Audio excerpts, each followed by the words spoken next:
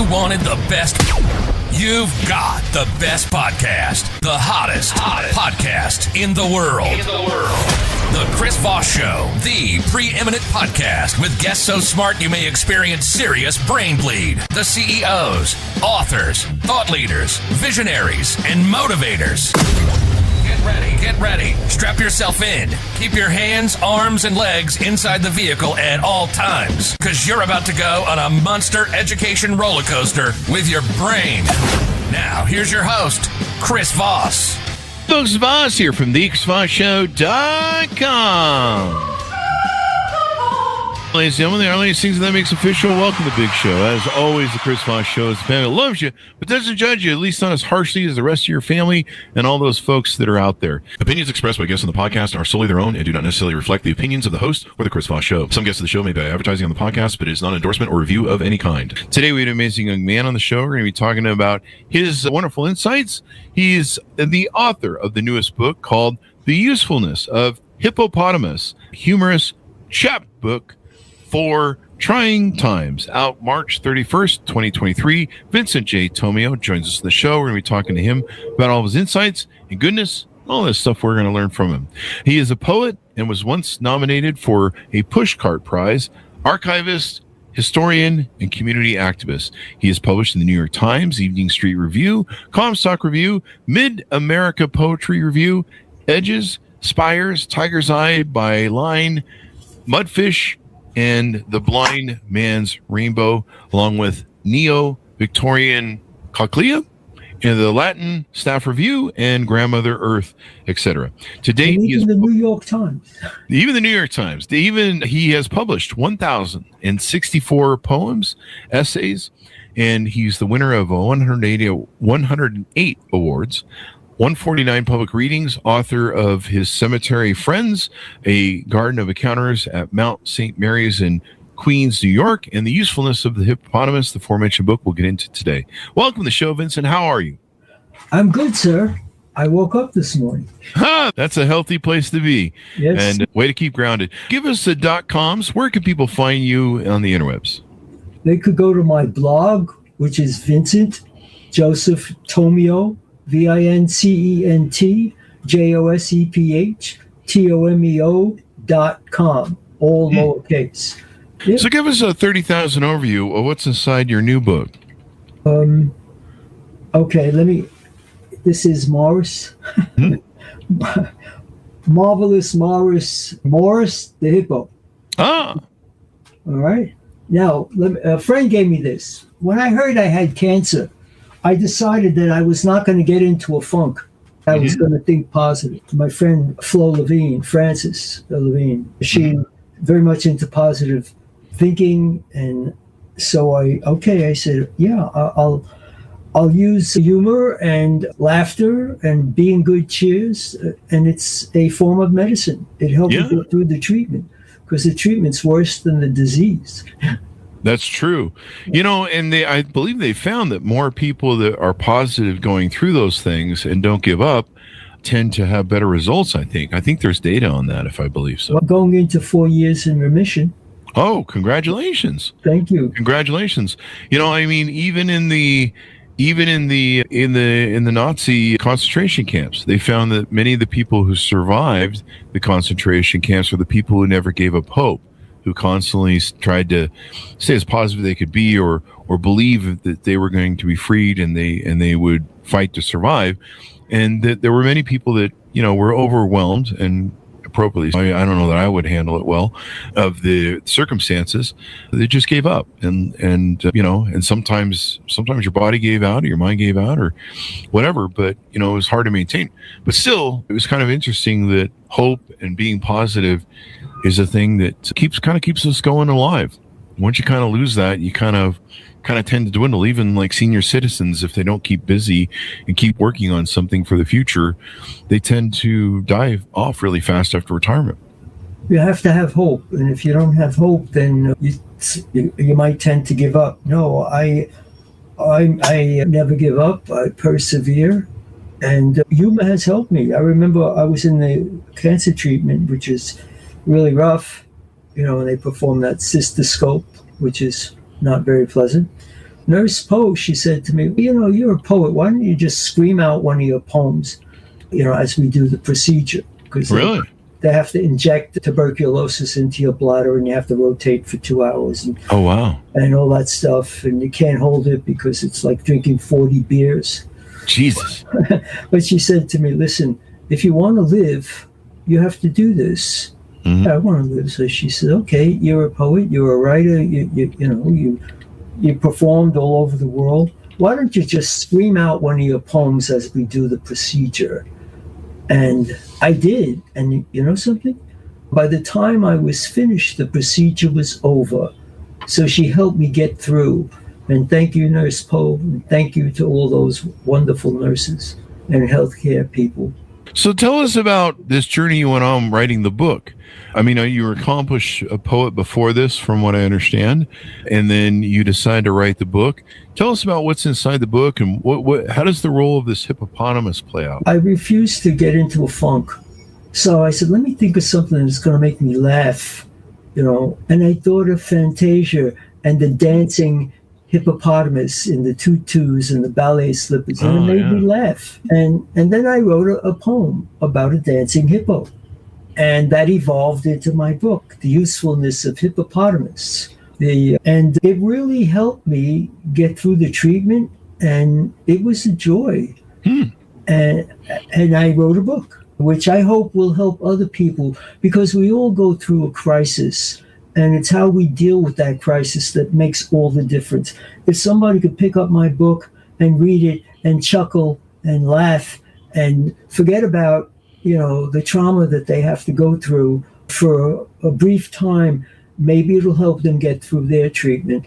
And if I could help someone else, I would be more than happy to, because that's what it's all about. There were strangers who helped me, especially in the medical profession. And I owe so much to, you know, so many people, and I thank them. I'm glad you're paying it back and stuff. So the hippopotamus in the book was inspired by that hippopotamus that was given to you.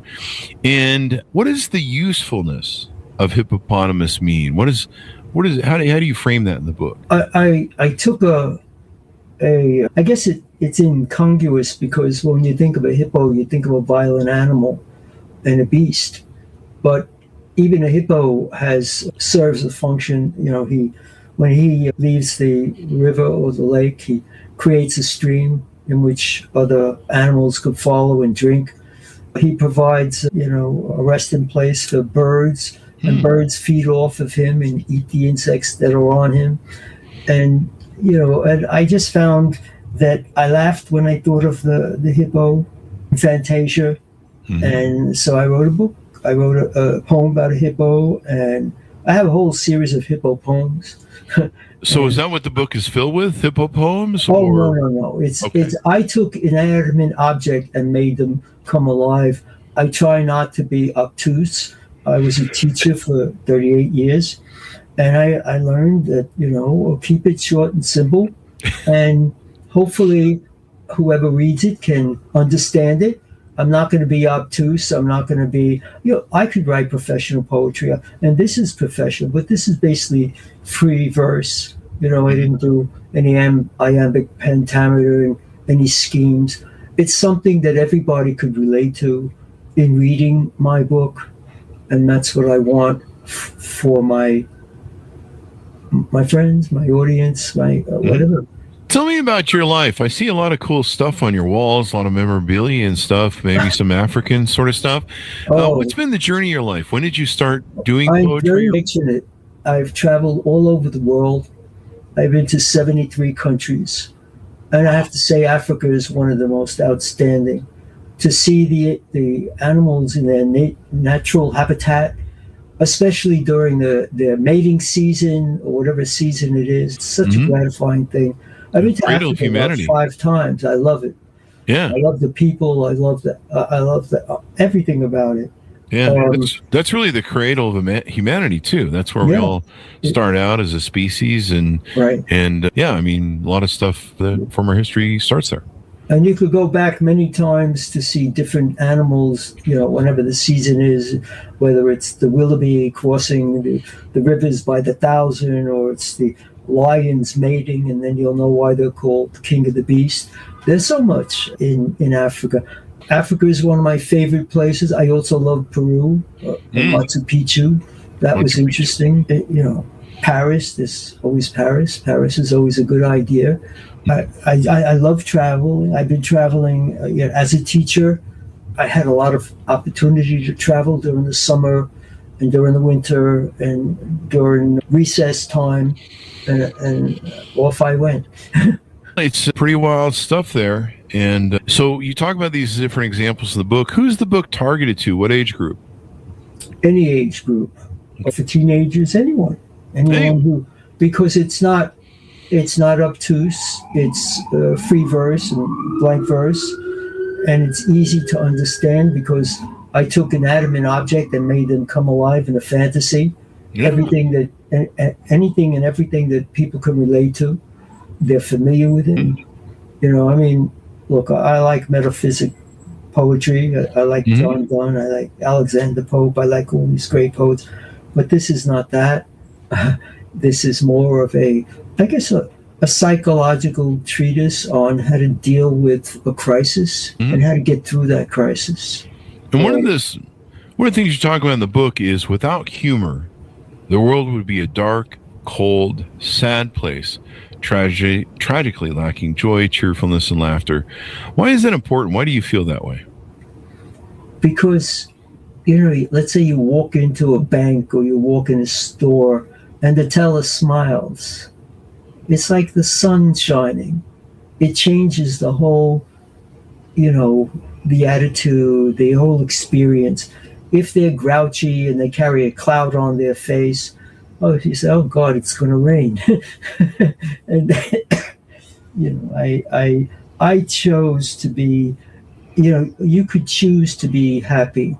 And that's what I choose to be, happy and cheerful, in spite of, tragedies. We all have tragedies, but it's how we, face them. I remember when my brother died, I was so brokenhearted. I went to the ocean and I screamed. And I screamed, I went in the water and I swam and I came out. I said, okay, now I'm going to make him live.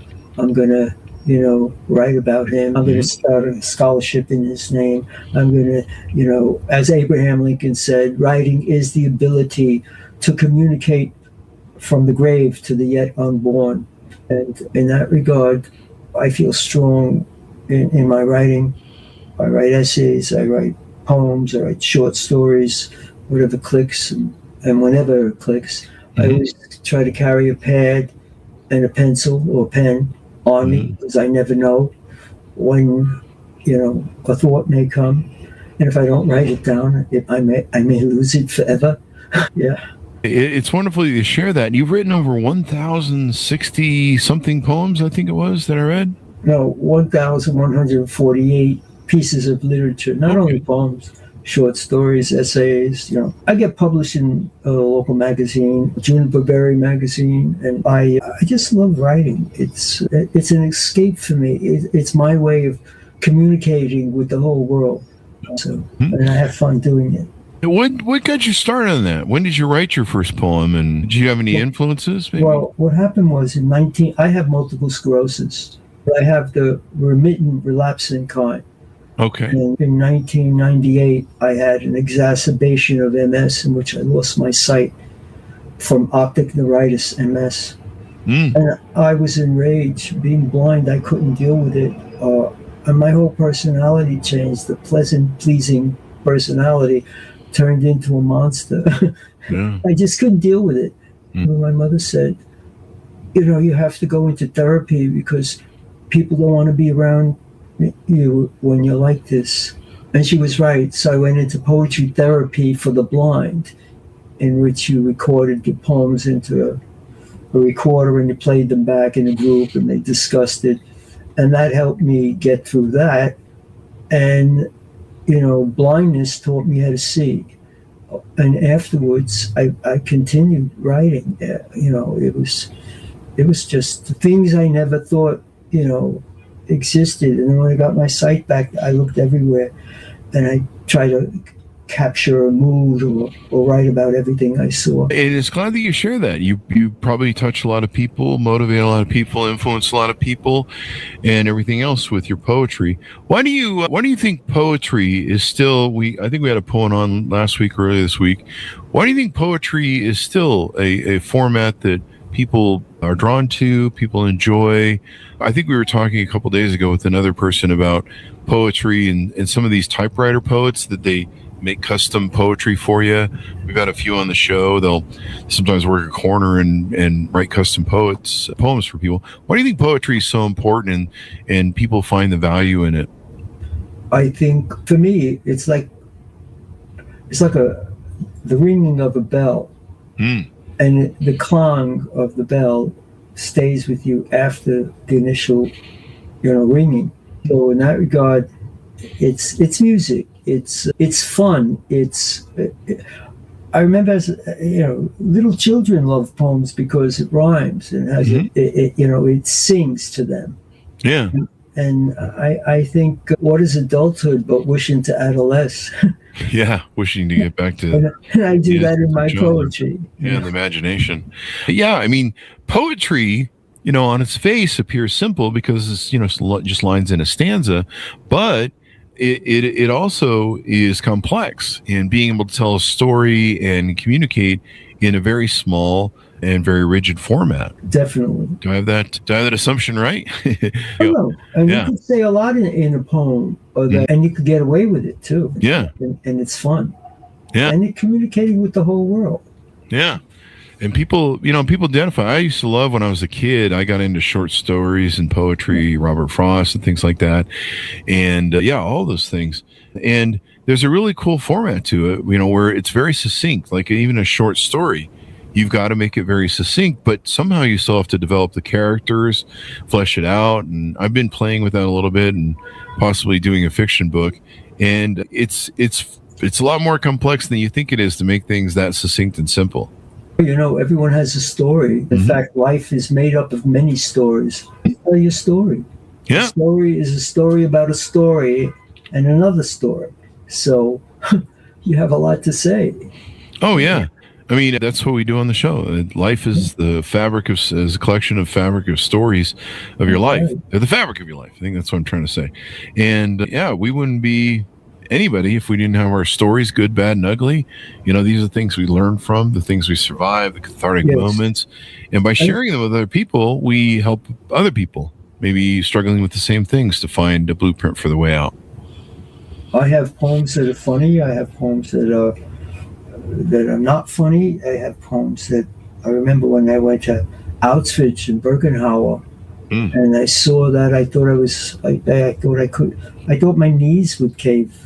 It would just touch me, and especially to see the ovens was just. I said, how come people do such a horrible thing? And when I went to Cambodia and I walked in the killing fields.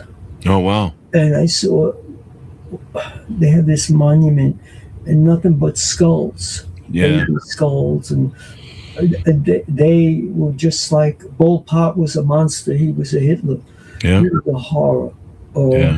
We don't tend to think of that part of the world, but they too had their Holocaust. Yeah, that was just that's another thing that stood with me. And I being a historian, I travel. I walked over the bridge over River Kwai. Oh, really? And yes, I did. I went to Versailles. I went to Normandy, and I marveled at the walls. And I said, how did they climb those walls? Yeah. With a Nazi machine gun nest on top, mowing them down. But yet good triumphed over evil, and they were evil. And so that was very touching to me. I traveled, as I said, as a teacher, but I wanted to see history. I wanted to go to the places I read about, and I did. And it was, how shall I say, history in the raw. It's reading a book is one thing, but actually walking on the killing field and seeing all those skulls and all of that, it's just absolutely, I don't know if the word is, it's horrific, but it's also stunning and shocking, and that man or the human beings could be so cruel to each other is just horrible, absolutely horrible, and it's still going on.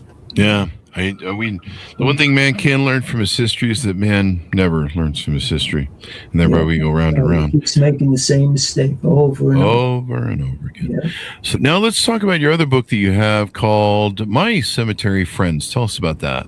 Okay, My Cemetery Friends. Okay, I've been walking through this. I live in Flushing, Queens, which is a heavily populated urban area, and I'm going to close it for you. And put these down. Okay. As I said, I live in Flushing, Queens, which is a heavily populated urban area, and you can't walk because there's too many people. It's like a sea of people. Oh, really? So I decided to get in my car and I drive to the local cemetery, which is St. Mary's, and this is one of the mausoleums. And I walked there. And during the pandemic, I could take my mask off because the dead aren't going to kill me. Oh, that's true. And I find peace and solace, and it's a garden. And I met people, and this is about the people I met in the cemetery who became my friends. Father Zanin. First time I walked through the cemetery, it was about 35 years ago, maybe more. I saw a priest burying someone in a casket. Nobody was there, and it was drizzling with rain. So I stopped. So Father Zanin, he said, he said to me, "Are you family?" I said, "No." He said, "Are you friends?" I said, "No." He said, "Do you know this person?" I said, "No." He said, "Why'd you stop?" I said, "Because no one should be buried all alone." And that was during COVID, where I think at first of COVID, you couldn't even be around the burial because no one was sure what was going on. Yeah, this wasn't during COVID. Oh, okay. COVID was horrendous. Just a person. Yeah, this was just 35 years ago. Anyway. So he said to me, "What brings you here?" And I said, "I walk here all the time." And he says to me, "My mom's buried here, my family members, blah, blah, blah." So he says to me, "It's raining." He says, "Let me walk with you to your mother's grave and bless her." Oh, that's wonderful. Oh, okay. He walks to my mother's grave in the rain, and he blessed her. There's this whole thing. And then he says to me, "Thank you," and blah, blah, blah. And we became friends. I knew him over 35 years. In fact, it was Father Zanin who came to a couple of my poetry readings. He said to me, "Mr. Tomeo, can I call you Vincent?" Yes, I said, "Of course." He said, "Your poetry is good, but you got to show feelings. You're too hyper-correct. Let it out. Scream, cry, do whatever you have to, but show the feelings." And he was right. And from that point on, it took off. That is awesome. Yeah. That is awesome. Yeah, he was a good guy. And by the way, he was not only a priest, his story is remarkable too. He was in World War II and the Korean War. Oh, and he was in the Battle of Chosun. And he prayed that if he didn't freeze to death and he survived, he would devote his life to Christ. And of course, he survived. And he became a priest. So he's a really interesting guy. He fought in 2 wars, World War II and the Korean War. Yeah. See, you never know, right? You just never know. I mean, this is the reason to be open to life and to listen and look around and be grateful and be grounded is you can experience things like this. But if you're kind of, in your own private Idaho and focus on your own selfishness and stuff like that, you tend to miss some of these nuances of life. I was a teacher, and I as I said, gave me purpose. Yeah. Teachers were good to me, too. Yeah. I remember I was at the dog park yesterday, and I've taken a lot of great photos by looking up. And, sometimes I'm tromping around city centers, taking photos of stuff at the ground level. And I'll remember, hey, look up, get a different perspective. And I'll find gold. Just up in the air, tall buildings that look really cool. And I've got some great photos from that. And then yesterday I was at the dog park and I was like, God, this kind of sucks. All I have is like dogs to shoot and some trees. I don't really have anything to take a photograph of. And I looked up and there was one of those there were two planes that were flying through the air almost, I mean, they looked like they were close to each other and probably, differences apart in distance, but they were together in the frame. And one was, they had those trails of smoke or cloud, steam, whatever, that are behind them. And the other one was just flying along. You could see it really well. And there was this kind of this beautiful cloud setting sunset. And so it made for a great picture. And it's really hard to capture that with one plane, but two planes being the thing. And, the key was I had to change my perspective and look up. And, instead of going, oh, shit, there's nothing I can really see here that I want to shoot, I had to look up. And so having different perspectives helps. Always look up. And about the dogs, I love dogs. Unfortunately, I can't have any in this apartment, in my condo, in this building. My grandmother, she was a little eccentric. She had 5 dogs. And Joe used to say, when I die, I'm going to come back as a dog. I probably will be at this pace. When Grandma died, I was about 9 years old. A dog came to our door and started scratching. And my mother opened the door and said, shoo, shoo, shoo. And I said, Ma, Grandma always said she's coming back as a dog. Oh. We kept the dog. We named it Grandma. Did you really? That's a true story. Yes. Wild. Wonderful stories there. So as we go out, anything more we need to know about you, what you're doing, maybe any upcoming works that you're working on or events that you're having? I'll just tell you, my mantra is be silly, be kind, and laugh often. And I'll keep on keeping on with my writing. I hope to maybe one day put all my work together, because I have about 300 or 3,000 pieces of literature all over the place, and maybe put them together into an anthology, the collected works of Vincent Joseph Tomeo. And I remember when I was teaching, one of my students says, how do you write a poem, or how do you write this? I said, you could, go with your feelings, because poetry is feelings, and write what you know, and fantasize a little bit, make an inanimate object come alive, like my hippos. Make an animate thing come alive. As we go out, give people a final pitch out, give us your .com so they can follow up with you, et cetera, et cetera. Okay, Vincent Joseph Tomeo, that's VINCENT JOSEPH.TOMEO.com, all lowercase. That's my blog, and you'll see some of my readings. And thank you very much for coming on and inspiring us, Vincent. Thank you. Be in good health, and it was a joy. Thank you. It was a joy to have you, sir. And thank you for the inspiration and great poetry. Thanks, everyone, for tuning in. Order up his book wherever fine books are sold. You can find it there on the interwebs, or a link on the Chris Voss Show. The Usefulness of Hippopotamus, a humorous chapbook for trying times. Thanks so much for tuning in. Go to goodreads.com/Chris Voss, linkedin.com/Chris Voss, youtube.com/Chris Voss, facebook.com/Chris Voss. Be good to each other. Stay safe. We'll see you guys next time. You've been listening to the most amazing, intelligent podcast ever made to improve your brain and your life. Warning, consuming too much of the Chris Voss Show podcast can lead to people thinking you're smarter, younger, and irresistible sexy. Consume in regularly moderated amounts. Consult a doctor for any resulting brain bleed.